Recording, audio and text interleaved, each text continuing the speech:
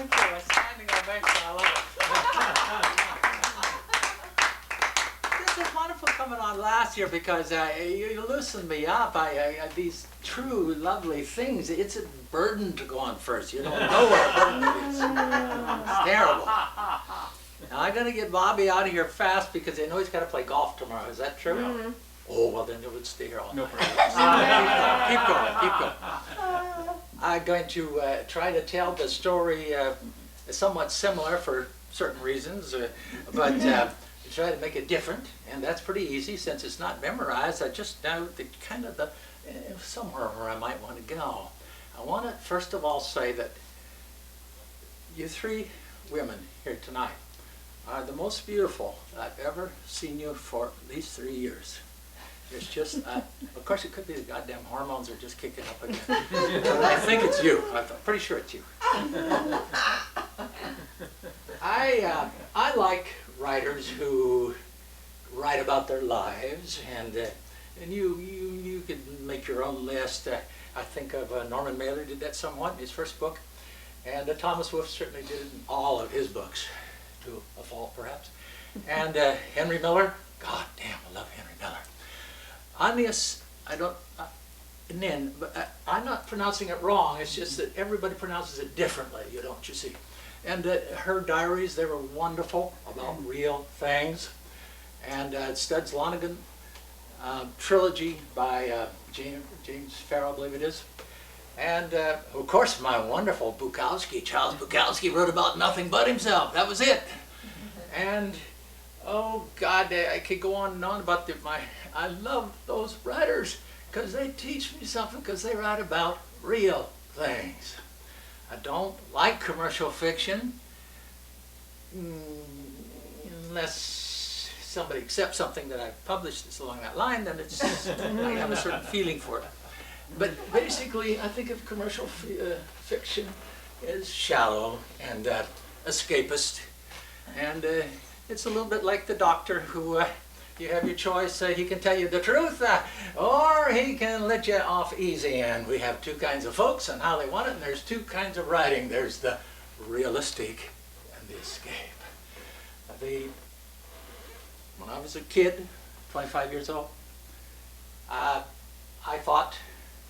believed almost anything I read, and the writers' magazines told me that, by God, they know exactly where a writer is by whether he's still writing about himself. That means that he hasn't escaped himself. He's doing 1,000,000 words in order to get free of himself. Thank God at last, hallelujah, he can write fiction. He can make up things. He's free, he's a writer. I can tell exactly where they were on that path. Well, I never got beyond that path. I'm still there. I got all these goddamn novels and short stories and poems, and they're all about me, about the 600 wonderful things and horrible things that happen in my life. And only that, 50% dialogue. And I've learned how to write by writing down everything as had happened, recognition draft I call it, and then going back and lifting out pieces of it for short stories or for novels. And it's all written out my whole life. I might as well die, I have nothing left. Write it out. Unless it's what happens here tonight. That'll work, okay. Well, I used to sit there hour after hour, nations, writing, scribbling away, working my little marbles. And that young woman, well, she was young for me. I mean, she was actually in her late 30s, early 40s. She was overweight, unattractive, bad complexion, and well, she was a mess. And most of all, though, I had the distinct feeling that she didn't change her underwear often enough. I just had that feeling. And she's reading this pocketbook, these love pocketbooks, and she's got a new one every other day, and she's going through those babies. Somebody's making a lot of money off of her. And I thought, oh my God, Bobby taught me while I was in my spiritual stage for a while, that it's really better not to be going around fixing people. You just let them have what's happening there, and you take care of yourself, and But I wanted to fix her. Oh, I wanted to fix her so bad. I wanted to go to her, and I said, now you go to the dentist, honey, you go to the dentist. You go to the hairdresser, you fix you up good. And you change your underwear. And you get out there and run around the track, lose some weight. And you won't have to read that book anymore. That escapes them. That fiction, that shallow crap. That's the last time I used crap, because it's such an awful word, but I'd love to use it over and over because that's the subject, really. It's crap versus quality. It's the last time I'll use it. I won't mention it again. But there are certain writers who have done both. And F. Scott Fitzgerald wrote that thing of The Great Gatsby, and most of you had to read it in college or did read it, and you enjoyed it. Everybody says it's a wonderful book, his best book.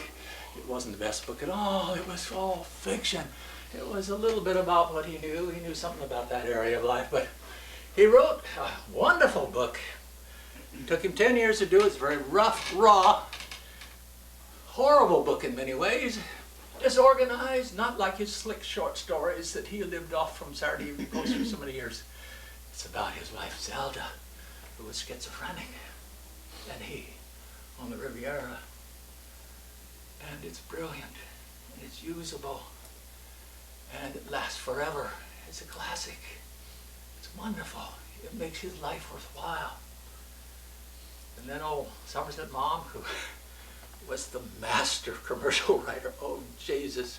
He wrote those plays that were so famous. He wrote all those wonderful short stories. Rain is the most famous, I think. But then, who knows why or how, he wrote a great book. One of the 100 best, the critics say, and I agree, of Human Bondage, which is a disorganized book. It's like F. Scott Fitzgerald's book. It's disorganized, it's repetitive. You want to get in there and say, for Christ's sake, do you have to talk about that again? And Somerset Maugham told us about Mildred, to the place where we were sick. We couldn't stand any more Mildred. Don't give us Mildred again. Let's get rid of Mildred. Couldn't get rid of her because Mildred existed in real life. And he spent years trying to get this damn novel done. And it was brilliant all the way through because it was so rough and raw and lifelike and about real things. And he ruined it with that cruddy commercial ending. Made everybody feel good in the end because he meets this perfect farm girl who has all the virtues that he needed to save him, that Mildred didn't have. But we didn't believe it at all. And it was a tragedy. That was Somerset Maugham's tragedy. 98% of it worked. Well, I have attempted in my life to write about real things. It's pretty easy. I couldn't really stand to do anything else. My fiction attempts were funny and usable, and I sold one today. But I only really care about trying to get the truth, as we do here in the circle, as happened tonight. These things I heard tonight are, to me, what great writing is. It's intimacy. It's the truth. It's warmth. It's real things. It's usable. It's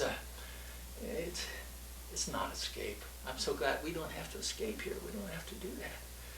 Now, next time anybody wants to hear it, I'll show you how you can write a novel in 1 month. Thank you. Yeah.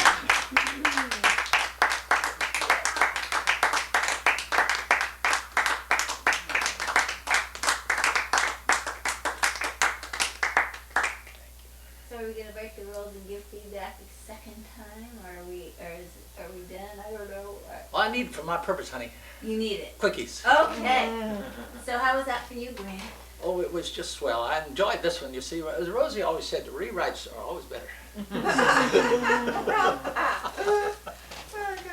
thought you were bold and brash, and you just like blazed new trails, and I saw you with a machete hacking away the stuff and leading us on. Like that, yeah. Copy? Well, that was wild and woolly and hyperthyroid and hyperkinetic. And and just full of energy. You were spilling energy all over the floor to clean the rug. And I just enjoyed the hell out of it. Oh, great. That's what makes me happy. Thank you. I'd like to hear that. Anybody else? Yes.